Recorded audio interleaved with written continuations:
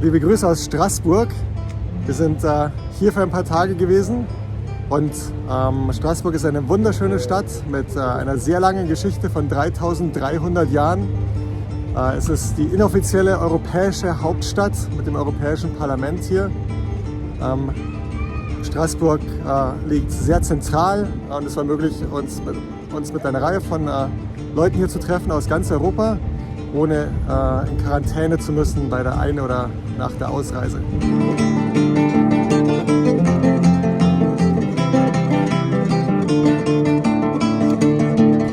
Ja, wir hatten hier ein Strategie- und Planungstreffen und es waren 5 Männer und 4 Frauen.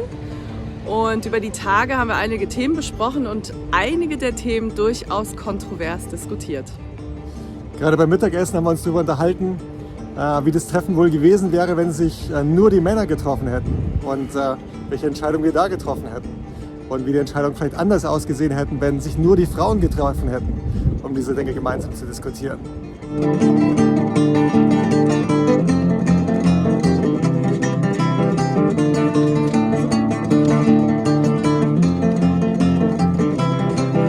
In Genesis Kapitel 1 heißt es, dass Gott den Menschen geschaffen hat als Mann und als Frau und als ein Abbild von sich.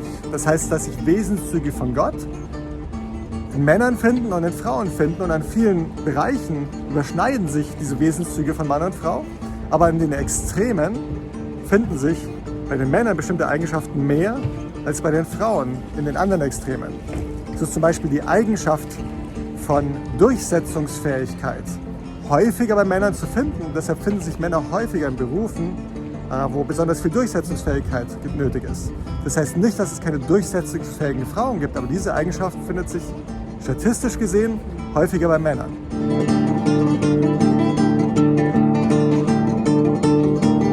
Und auf der anderen Seite die psychologische Kategorie von Verträglichkeit. Das beinhaltet Beziehungsorientierung, Beziehungsfähigkeit, die Fähigkeit für Einigkeit und Zustimmung zu sorgen, findet sich häufiger bei Frauen. Und darum findet man häufiger Frauen in Berufen, die besonders diese Qualität brauchen. Das heißt wiederum nicht, dass es keine Männer gibt, die diese Kategorie brauchen. Aber in diesem Sinn ergänzen sich Mann und Frau und können gemeinsam ein Bild geben, was Gott auf der Erde hier repräsentieren soll.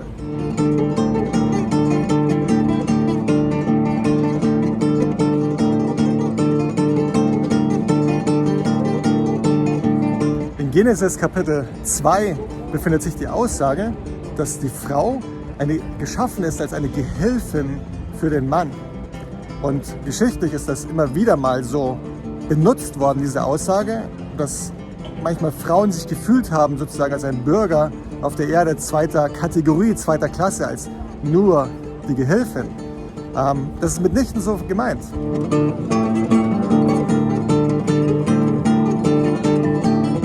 Der hebräische Text impliziert nicht so sehr, dass es den Mann gibt und dann gibt es die Frau als Gehilfin, sondern es ist vielmehr so zu verstehen, dass die Frau ein Gegenüber für den Mann ist. Die richtige Formulierung vom Hebräischen wäre, dass die Frau eine Gehilfin gegen den Mann ist, als ein Gegengewicht zu dem Mann, als eine Stütze gegen den Mann.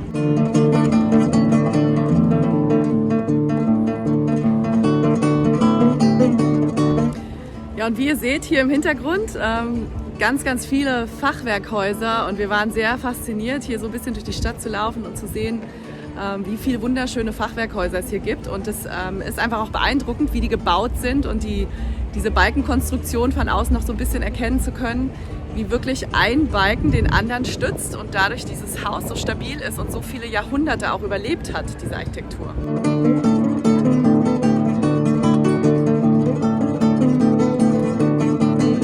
Für mich als Mann bedeutet das, dass ich nicht jemanden will, der hinter mir her aufräumt und mir Pina Coladas anreicht und mein Leben möglichst einfach und bequem macht, Ich glaube, das würde mir nicht weiterhelfen.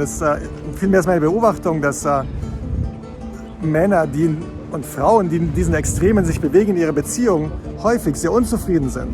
Dass die Männer sehr unzufrieden sind, dass die Frauen nicht besonders freudig sind.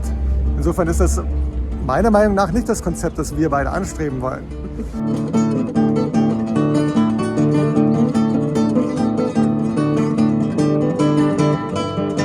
Für dich als Mann, wenn du für dich ein gesundes Maß an Selbstachtung und Selbstwertgefühl hast, dann willst du jemanden, der ein Gegengewicht zu dir bildet, der ein Gegengewicht zu deinen Ideen und Gedanken bildet, sodass sich in der Reibung gemeinsam die bestmöglichen Entscheidungen treffen lassen für eure Kindererziehung, für eure beruflichen Entscheidungen, für eure familiären Entscheidungen.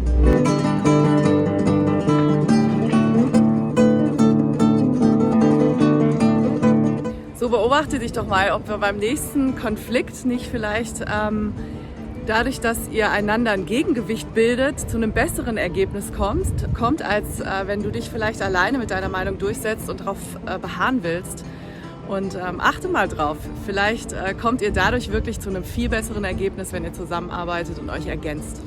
Und wenn ihr gemeinsam, also wie diese Balken in den Fachwerkhäusern, zusammenhaltet und etwas aufbaut, was langfristig Bestand hat.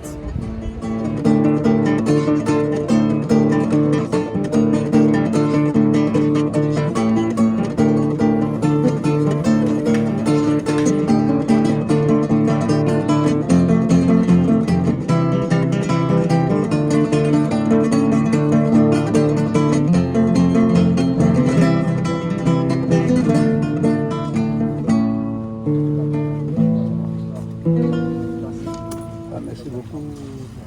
Merci, c'est très gentil. Merci. Merci.